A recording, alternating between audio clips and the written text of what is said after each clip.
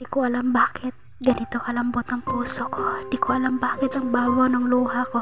Di ko alam bakit ang bilis kong maniwala sa mga sinasabi mo. Di ko alam bakit bilis kong magpatawad at magbigay ng second chance sa tao. Grabe at sobra akong magmahal. Sobra din ako magbigay ng halaga kahit sa konting bagay. Siguro yan ang dahilan kung bakit nila ako inabuso. Inabuso na akala nila walang puso. Parang nakalimutan nilang tao lang din ako, may pusong nasasaktan. Ang galing ko rin siguro magpanggap kasi naniniwala kayo na okay ako. Nasanay na kasi akong palagi nalang ganito. Kasi sa tuwing magtataka akong ipakita ang tunay kong nararamdaman, mas lalo lang akong nasasaktan. Kasi iniisip nyo na ako'y nagdadrama na naman.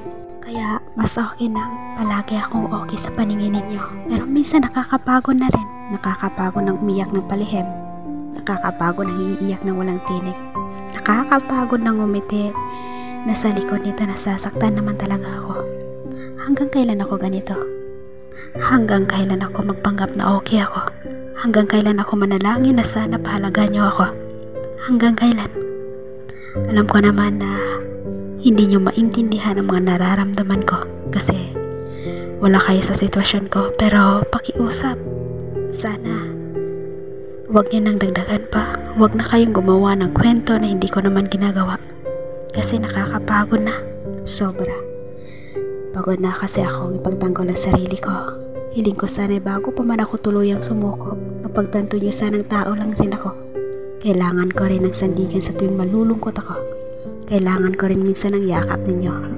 Sana darating yung panahon na makita niyo ang halaga ko. At sana sa panahon na yon, andito pa ako.